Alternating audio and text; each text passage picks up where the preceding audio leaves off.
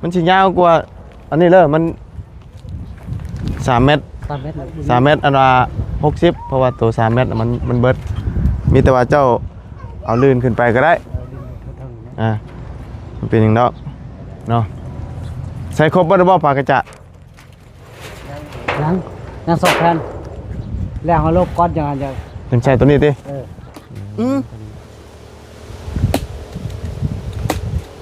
เฮ้ยผ้าร้อนเอาผ้าเอาถึงมาเลย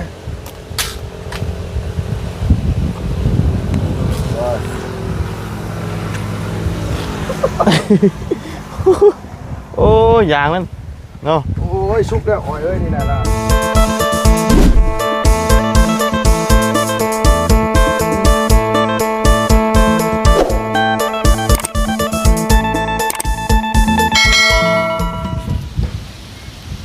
โอ้ไปข้าวเดียวหนึ่งเมื่อกี้เนาะมีน้ำจิตน้ำใจดีพี่น้องเพื่อนอันว่ายังน้องใจดีเพื่อนเป็นตู้เปล่าเนาะค่อยกับมีน้ำใจค่อยกับมีน้ำใจค่อยกับเอาเงินซื้อเอาเท่าไหร่น่ะ5,000เพิ่นก็เอาให้เนาะเพิ่นเอาให้แต่ว่าเฮาก็ได้น่ะบ่ขอโทษน้ำเพิ่นก็บ่มีนะบุญเนาะก็เลยให้อีหล่าน้อยอันว่าน้องเลี้ยงนั่นแหละแล้วว่าน้องเลี้ยงแซ่บได้พี่น้องเลยแซ่บกล้วยนี่ของเมียข่อยมักเด้นี่แล้วก็ป้าไว้นะพี่น้องไว้ของเขาพักกันนะแซ่บเลยเอาป่ะอ๋อไปก่อนเนาะวันที่ซื้อมันยุบเข้านะนั่นชื่อเขาอันว่าสิใส่ท่องกับบูมี่เลยเดี๋ยวนี้เอาเนาะพอดีเห็นในคลิปว่าสังกะสีพอกะมาบุญกะเดาไว้อยู่ว่ามันขันต่ำมันต้อง15 แผ่นอยู่แล้วข้างหนึ่งเนาะมันโมเมนต์เนาะคือเราว่าต้องอิด8 แผ่นนี่แหละโว้ยโมเมนต์เนาะกว่าก็บอกบุญก็เลยลุงก็เลยว่าโมเมนต์เราบุญได้กว้างว่ะต้อง10 ปลายแล้วอ่ะขนาดเคยเพื่อไว้ว่าเอามา12เนาะยังสรุปแล้วมัน15 แผ่นเพราะอันนี้มันก็แค่60 เซนหนึ่งเนาะ60 10 เซนแล้วที่นี่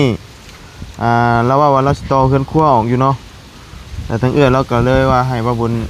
ซื้อมาเลยเนาะซื้อมาเท่าที่เงินมีแหละเนาะซื้อให้เบิดเลยซื้อมาให้เราแล้วก็ซื้อตะปูมาเพิ่มอีกโลนึงเราหน่าจะพอเนาะกันลายนึง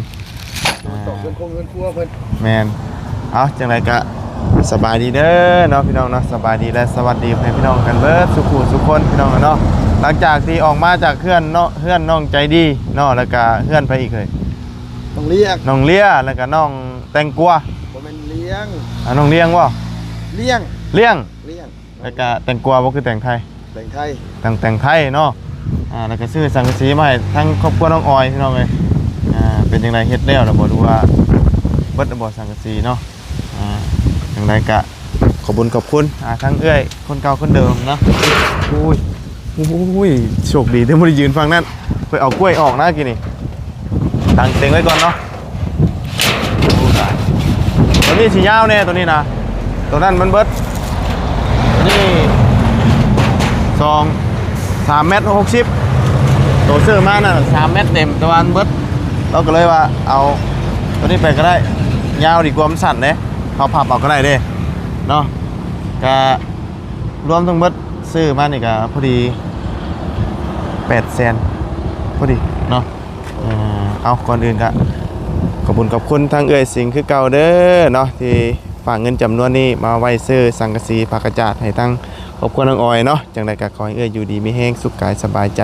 เพราะว่าเสียธุรกิจการงานใดก็ขอให้ราบรื่นรุ่งเรืองเจริญก้าวหน้าในหน้าที่การงานเด้อเดินทางไปใส่มาใส่ไก่ตลอดปลอดภัยเนาะสาธุเนาะป้าจังใดก็ไปเรามาเอาอันนี้ไปให้เรามุ่งให้มันเร็วเลยพี่น้องเลยเนาะเก่งไว้ก่อนเดี๋ยวมันสิไปอีกนี่ให้มามาพี่มาพอดีสังสีมาพอดีมาเพิ่นให้เรามาเนี่ยพุ่นสังกะสี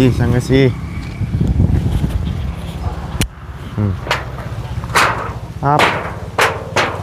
ตัวนี้ตัว2แผ่นนั่นบ่เอาตัวนี้ไปก่อนมันยาวพวกโอเคใ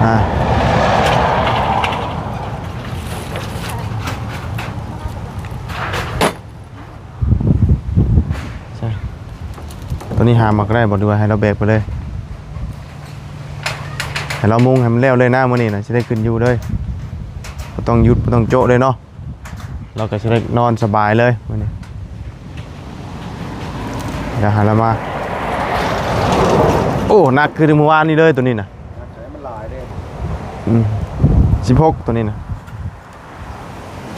16แผ่นเพราะว่าเอามาให้เรามุงขึ้นครัวได้เลยแล้วว่ามุงข้างละ6แล้วอ่ะผมก็ซื้อมาให้12แผ่นเฉพาะ4ชั่วโมงขึ้นครัวนะโอเคจะดอกบานนี้เนาะคือว่าจบสมบูรณ์ใช่มาแล้วบอกถาหามกับไม้แล้วตะปูนี้ให้อันทั้ง เอาตะปูเนี่ย ตะปูมันโมเมนต์ท่องปุ้งอีกบ่ท่องอีกบ่ ท่องอย่าง ท่องปุ้งบ่ โดด ได้จักเดือนแหละ ชื่อเดือนแหละ สบายดีเด้อเนาะ สบายดี วาสนาลูกเช้าคอยได้นี่นะ วาสนา เอ้าชื่อวาสนาเนาะ โดด ลูกเช้าคอยนะเอากำลังได้4 เดือนดิ โดย เอาโอ้ยตกใจกี่วันปิวนะ โอ้ย คนเอา2 คน 2 คนบ่ได้ดอกหามแบบอันนี้ก็ได้มันนักไหนได้บ่ ได้ มั่นใจเอาเช้าไปจ้ะไปเอาไปเบิดแล้วอันนี้เล็กอันนี้ซื้อสั่งสีเพิ่นเอาเล็กเฉพาะมันติ่งเพิ่นว่ะเบิ่งหาเรียบร้อยให้เราก่อนโอ้เดี๋ยว2 ขวดพอดีเฮ้ยเนาะนี่เครื่องดื่มชูกำลังพอเราได้ขึ้นหลังคาสบาย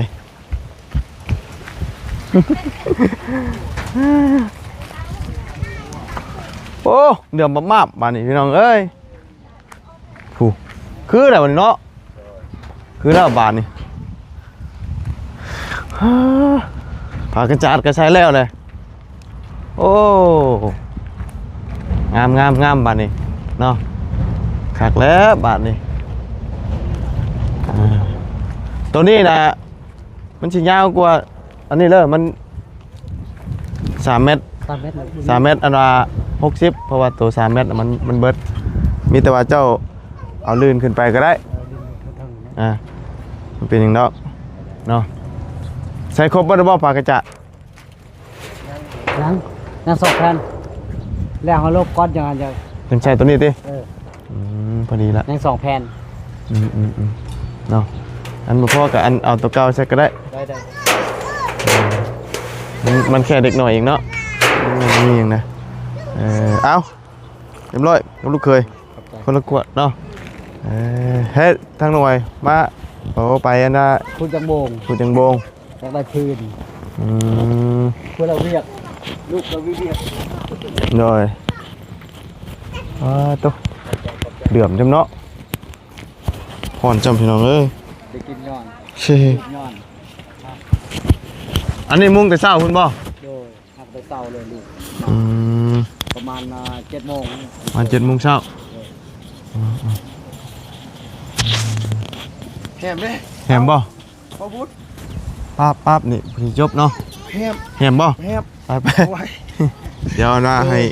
พ่อแม่พี่น้องเพิ่นเบิ่งน้ำกันพี่น้องเลยเนาะนี่ถือว่าสิโอเคแล้วขึ้นปานนี้ก็แล้วเนาะกินนี่กำลังลงดิ ต่อเบอร์นี่ก็ต่อเบอร์นั้นอีก อันนี้ ลงไม่กี่นี่แหละ แม่นอันนี้2 แผ่น โดย เนาะคำว่าสิแผ่นเดียวก็บ่ได้เนาะพอดีกระเทิน กระเทิน ตอนนั้น 2 แผ่นนี่แหละ หน่อยตอนนั้น4เนาะ เครื่องตัวนั้นอีก โดย เครื่องตัวนั้น ได้อยู่ดอกพออยู่เนาะกบล่องเนาะหน่อยตอนนี้แล้วผักกระจาดเนาะ บ่ใส่แล้วปากยาใส่แล้ว เนาะ บ่ได้หัวปานใดแล้ว สังกะสีกระบัวเนาะมันเป็นสังกะสีไม้ขึ้นอยู่กับว่าเจ้าตอกบาดเลย ว่ามันสิเป็นจังไดเนาะเอาอันตัวนี้เขาซื้อมาเพื่อเจ้าเห็ดเฮือนครัวเลยเด้อซื้อมาเพื่อเฮือนครัวเลยเราสิตองมานี้ต่อมานี่เนี่ยแต่ว่าสังสีเก่าเราก็ใส่ได้เนาะใส่เห็ดใส่เฮือนครัวกันยังแม่นมันหลายอยู่นะเป็นยังดอกบานนี้นะนี่เลยบาทนี่เอาถือว่าใกล้ชิได้แล้วมงวันนี้ก็จบบริบูรณ์พี่น้องเลยเนาะเบิ่งคือละบาทนี่เนาะห้องก็กั้นนะบ่กั้นนะบ่ห้องนะอึ๊บโอ้ยห่อนเนาะสบายดีละโอ้ยกั้นนะบ่ห้องนะไปบ่าวขึ้นยังดูดูเบิ่งตกเลยเนาะตกได้นี่ฮึบโอ้ตอกแล้วบ่นี่นะตอกกันแต่เป็นตาย่านเหยียบเจ็บได้เนาะใส่ฮึบเกรงอยู่นี่เนาะไม่เตะกระพากวะเอาโอ้ทางนี้ก็กึ่งปึ้งมาได้ก็เอาเข่าออกบ่เอาเข่าออกนะแม่นจะนอนนี้เนาะสินอนแบบไรล่ะนอนมองไหนมองหัวทางนี้ฮะมองหัวทางนี้หัวสิปินทางนี้บ่ปินหัวทางนั้นบ่ทางนั้นลึกมันค่อยบ่เสียดเป็นบอนนอนเนาะวันนี้ก็เสียดออกทางเงินครัวจงไว้อันนี้ปองเยี่ยมเนาะ2ปองนี่เนาะบ่ได้อัดบ่อัดเฮ็ดอัดอยู่บ่เฮ็ดอัดใส่อยู่เนาะเอาถือว่าตอกอีกบัดนี้ก็แม่นแล้วพี่น้องเลยเนาะเดี๋ยวนี่อันนี้คือเพิ่นวัดเรียบร้อยแล้วเนาะถือว่าโอเคบัดนี้อันนี้ก็เดี๋ยว2แผ่นก็พอดีเลยใส่ปั๊บเรียบร้อยเนาะเสร็จสมบูรณ์บัดนี้เนาะภายในสิบ่หัวแล้วบัดนี้เนาะบ่มีหัวขึ้นอยู่กับผู้ตอกบัดนี้น่ะผู้ตอกอันนั้นก็หัวเนาะสังสีมันใหม่อยู่เด้ใหม่เอี่ยมงามแต่บ่มีหัวผ้าห่มประเภทแบบที่ไม่กี่ตอกถึงกันเนาะทั้งอันเจ้ากับบ่ได้อยู่ไปทางยังบ่กันบ่เมย์คือกันไปถ่ายบนกุคนไอ้ดีหลายคนบ่ถ่ายมันหลายไอ้ดีเอานี่จะว่าให้เป็นต่ออีกวันนี้เป็นเรื่องละบานี้คืนนี้วันนี้มันจบเนาะมะเร็งกันนอนสบายบ่มีหมอกถึกละมะเร็งเนาะแต่ว่าต้องลบอีกนี่เนาะรอแต่เป็นลบบานี้ลบมันจบเลยแหละพี่น้องเนาะดึงมาลบนี่เรียบร้อยเนาะเมื่อคืนนี้ก็นอนนี่เบิดเลยเนี่ยกินข้าวกับยังมื้อนี่บูกินข้าวกับต้มมีป่ะเจียวบ่นี่น่ะโอ้เจียวเพิ่นกินอันนี้เนาะถ้วยยังไงนี่บูโอ้ลาบลาบเนาะนี่ยังบัดนี่คือหอมๆโอ้ก็นี่ก็ต้มบ่เหมือนต้มคล้ายคือแกงอันอบกระดูกนี่เนาะอันนี้ปลากระตูเนาะปลากระตูก็ต้องมีอันแนวอัดอีกแล้วนี่ต้องมีแนวอัดอีกอันนี้นะหนังคอยทางเลยนี่มองคอยทางมองให้มันเย็นแน่มองนี่นะนี่ก็คือกันเนาะคอยทางเย็นจ้อยเนี่ยเนาะอันนี้มองไว้เอาปลาเพศนี่ตามเบิ่งนี่คือซีเมนบ่ละเอาอัน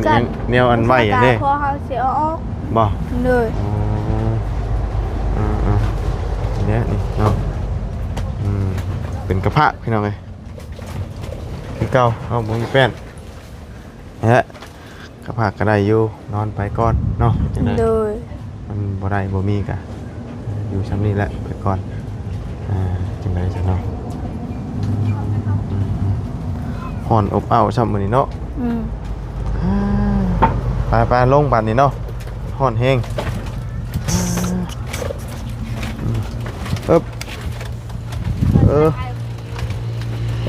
พักก่อนบ่ยาวมันแล้วเทื่อเดียวเนาะไปยังเนาะ มันห่อนแดดอยู่เนาะแล้วนั่นก็ลบก่อนเนาะลบก่อนลบอากาศมาใส่ปากกระจาดนี่ก็โอเคละเรียบร้อยบาทนี้เนาะเป็นเห็ดปลาไหลขึ้นไปต้นนี้ผมได้เจ้าสิกลไปปลูกมงไม้ใช่เพราะ5 วันสิให้ฝนตกก่อนให้ฝนตกก่อนเลยหดน้ำเอายามนี้ก็ได้เอากลไปยันมันตายสิปลูกให้บ่ตายเนาะกะขี้คันอยากหดคันนี่น้ำใกล้ๆนี่มีแต่พ่อมังหดมาแล้วมันใหญ่กันกลมาแล้วหางมันเดึกได้นี่นะต้องกลแต่ยามนี่นะกลไปปลูกแถวหดน้ำเอาของพอปลูกพอหดของลูกปลูกลูกหดห่มในได้บ้านนี้เนาะเลยใกล้แน่บ้านนี้บ่ฮ้อนบ่หนาวแล้วบ่แรงนี่มันสิเบิดแต่หนาวนี่มีแต่สิฮ้อนไปหน้าเนาะเบิดไปไหมเนาะมีแต่สิฮ้อนเท่านั้นบ้านนี้ฤดูกาลฮ้อนยาวเลยเด้จังหน่อยนี่เดือน6เดือน7เฮ็ดให้เฮ็ดหน้าเนาะใกล้ได้นี่ทางนี้ก็ใกล้สิไปทางให้แล้วบ่เด้อทางให้ทางชวนนั่นจังหน่อยนี่เนาะทางลูกเคยเนาะมาซอย2 คนเนาะ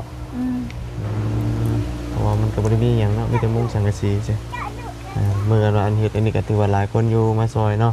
เด้อมาซอยกันตื่นตั้มเนาะไปเทิงพุ่นน่ะบัดนี้ฮ้อนพี่น้องเอ้ยแดดดีๆอ่ะรอนี่รถห้างไหมจ้ะตัวนี้รถห้างเอ้ยฮะเอ้ยรถเอ้ยเลยไปขี่มาเตะบ้านไหนเกาะบ้านตาแห่เลยเรากระท่องพี่น้องเนาะกระท่องใน4 เดือนท่องปุ้งใน4 เดือนพี่น้องเลยตั้งน้องวัฒนาเนาะซื้อเดียวกับลูกสาวว่าบุญเลยวัฒนาคือกันลูกสาว2 คนแต่ลูกสาวใหญ่เพราะจนมีลูกสาวนี่เอาว่าหามังมี่นั่นมันสุกแล้วมันหมดนะยังมันคือแตกเลยมันก็สุกแล้วแต่เก่ามาลงใช่สุกได้เนาะใช่เบิ่งหายังมันยังไม่ได้สุกเบิ่งดูมันยังดิบแตกมันแห้งเลยมันแตกยังบ่สุกเอาบุญเนาะขึ้นเบิ่งดูหาลุงบ่สุกกะนี่นะมันแตกเลยนะมันแก่แห้งเลยนี่ลงรถทำนี่น่ะตาตีล่ะโดยมันสุกเลยมันสีสุกเลยกินบ่หำมันนี่กินอยู่อยากดูเมื่อไปแตงแก้วนี่เมื่อทำแม่เป็นทำบ่หมากมันนี่ทำมันนี่ให้หำมันให้ลุงขึ้นไปเอาให้ลุงขึ้นเอาอันนี้หำมันโดยบ่ขึ้นไปก็ได้นะก็ได้มาเนี่ยมันได้ลาดีครับโอ้แช่บได้บุญเนี่ยเขาบอกมาเลยได้เนี่ยทำหัวคาเนาะโอ้ยอย่าลาบลายนะมันปิดเอานี่ก็ได้นะนี่ใช่ไหมกินบ่อยากดูก็พวกกินหมากมันโดดเลยกินหมากมันโดดมันบ่แซ่บสำหรับมันได้บุญแม่นบ่อันว่าเขาเห็นในคลิปนะเพิ่นกินอย่างก็อันนั้นนะลุงเพิ่นว่ากาฝากมันน่ะกาฝากนะบ่กาฝากแต่ได้แต่ว่ามันมีอยู่ใช่เหรอเขาก็บ่เห็นมีอยู่นี่มันแล้วแต่บางกุ๊กใช่ไหมบ่สิเอาดีรอมันบ่มีบ่นี่เชื่อมุกยักษ์นี่บ่เพราะว่าเขาเห็นเพิ่นกินเป็นง่าแบบนี้นะเพิ่นเอิ้นปูดหมักมี่เพิ่นว่าปูดหมักมี่นั่นแหละถ้าว่าอยู่ฝั่งไทยน่ะของค้างว่ะอยู่ฝั่งลาวน่ะของแซ่บเพิ่นว่าแต่ว่าข่อยบ่เคยกินเทื่อข่อยเคยกินอยู่มันเป็นจังได๋มันก็ฝาดเลยมันก็บ่แตกต่างกับหมักมี่ติโดยโอ้หลายเลยหำมันนี่โดได้ไปเช้านี่กะเฮาเอาแล้วเอาไปตามแล้วเลยโอ้เบิ่งบ่าวอยู่ขึ้นไปบีบเบิ่งนี่เอาจับดูจับดีเด้อไปจะไปบีบเบิ่งอันหมักมี่นี่นะนี่บ้าจำต้นมี่นี่ขึ้นได้อยู่แล้วนี่เช้านี่เอื้อยจะเอาไปป่ะนะเลยโอ้ย สุกแล้ว สุกแล้วเขายังว่าอยู่ แล้วกินได้ไหม เบิ่ง ไปเอาปะวุ้นมีดปะวุ้นนะ บ่มันเฮิม ได้แล้วนี่นะเอา มันเฮิม ปาดออกมา มันเมงนะ ปาดลงมาด้วยนะ บ่ใหญ่ได้บ่สิอยู่ได้ ได้แล้ว ชาวบ้านตัดตัดทึงๆแต่คิดเนี่ยนะ ปลาตกยางเฮ้ย โอ้ยได้อยู่นะตัดแห้ง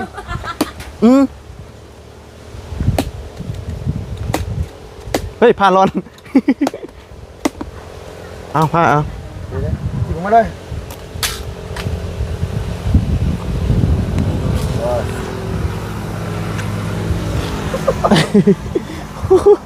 โอ้ยางมันเนาะ โอ้ยสุกแล้วอ้อยเอ้ยนี่แหละล่ะ สุกแล้ว สุกแล้ว เอาบ่หำมันนี่ ใช่จะว่าบุสุกอ่ะ บูบ่ได้ตีมัน หาหำมันก่อนเด้อ แม่เนาะ สุก ได้เอาไว้มือนึงกับสุกแต่ ช่องมือเลย กินได้แล้วเอาไม่หำมันเอาลงมาเลยหำมันน่ะ แสดงว่าอันเป็นปีนี่เด้อเฉยอันปีมันก็กินได้ป่ะ เอามาอ่อยนี่กินได้ปะลูกได้นี่เนาะ กินได้ ฮะ ช่วยตัวเรา ได้ป่ะนี่ เอาเลยกิน ปีมันกินได้ป่ะ ได้เอามาคิดว่า เอาอยู่ทำกันได้อ๋อหนูบอก ปีมันนี่แล้วหำมัน นี่หำมันเนี่ย หำมันหน่อย ได้เลย หำมันแน่นี่โอ้ย ได้นะโอ้ย มันน่าขึ้นเลย แม่ยายสีแล้วบะมักมี่ นี่สีลูกเนี่ยตัวเทิงเนี่ยมูนตัวเทิงเนี่ย นี่ป่ะ แต่ตัวนั้นตัวเมื่อ หำมันนี่ป่ะ เอามานั่นนะตัวนั้นไหนวุ้นตัววุ้นไหนตัวนั้นไหนวุ้น โมเห็นได้เลย เด้น่ะ อันนี้บ่ใหญ่นี่ โมแมนเป็นตัว หำมันบ่อนน่ะ หางมันนี่นะเอาไม่นะต้องเป็นปีนะ นี่ป่ะหำมันนั่นเป็นปีนี่นะกินลายดีป่ะ เอาเดี๋ยวลายตื่นมาแล้วบ่เนาะโอ้ไปกินลายคนมันแซ่บได้ โดย เงินเนี่ยปิดเมื่อตำเมียงคนค้าเพื่อนนะ เอาคือผมมีหัวจริงใคร ซื้อก่อนเลยเนาะตำสเต็ปประกอบมันก็สุดยอดอ่ะ มันเมงนี่ก็มันจิเตะอันนี้เด้ โมแมนมันบ่ได้แมง มันเก มันแกมันบ่ได้แมงใช่ไหม ชุกแล้วใกล้จะชุกแล้ว เรียบร้อยเอาไง ใส่อ้อยอันละเอาถุงยางมาด้วยลูกด่ะ เอ็ดลอง นี่บ่ถุงยาง ถุงยางนะพ่อยังเอาเบิดกับพี่น้องไอ้ชุมือพ่อยังเอาเบิดเพราะว่ายังเงินในกระเป๋ามันกับเบิดก่อนมานี่นะ กำลังสิสุกประมาณมื้ออื่นมื้อฮื้อได้กินมีหนังบ่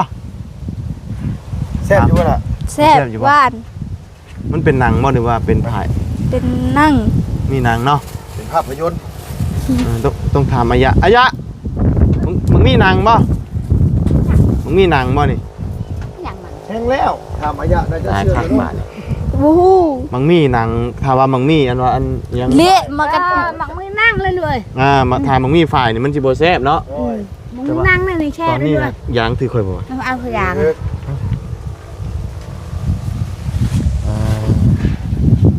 ลงมาให้ชื่อเจ้าชื่อดอกเขาบ่ได้เอาดอก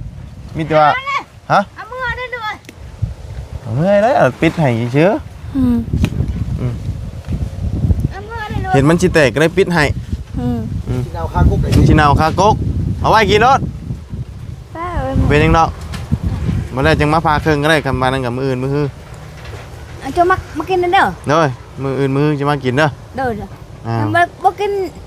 จอมไปกินไงไว้เขาเน่าเลย โดยเอาได้สบายเอาไว้บ่สิหนาว แต่จอมไปกินนั่นด้วยให้เมื่อ ผ้าเครื่องนี้ได้ป่ะอายะ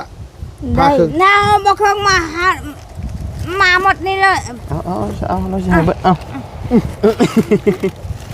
น้ำใจ แม่ห้างชิวๆได้เลย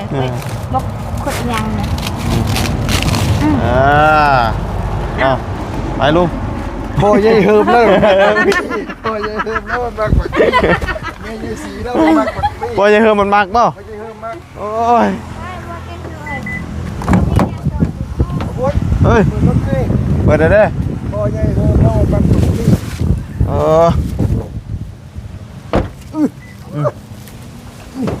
เรียบร้อย เก็บอื่นชื่อข้าวสารมาฝากหรอก เนาะมา มัก เอ้า มักแบบนี้ยางแบบนี้เนี่ยเคยบอก ใจ น้ำเป็นไหน อันนี้ติดแล้วอย่าคิดว่าสิออกนะ เนาะเหนียวช่ำนะโอ้เป็นยางถือจักกินนี่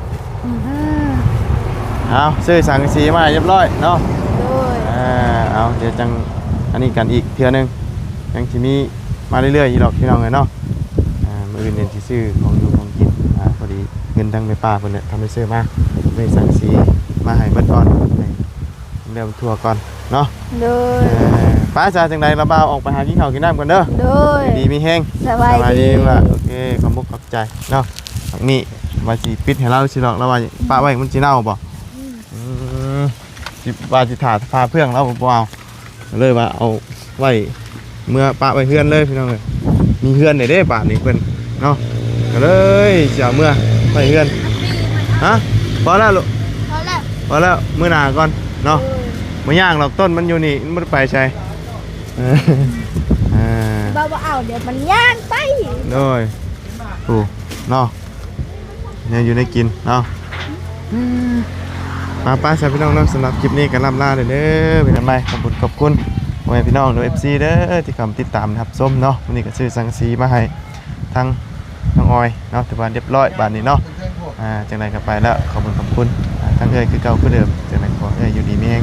สุขกายสบายใจเด้อเนาะบอกว่าเศรษฐกิจการงานอะไรก็ราบรื่นรุ่งเรืองเจริญก้าวหน้าในหน้าที่การงานเนาะไปจังไรกันไปแล้วพบเจอกันใหม่เนาะลำลาแล้วหากินข้าวกินน้ำก่อนพี่น้องสบายดีเด้อบ๊ายบาย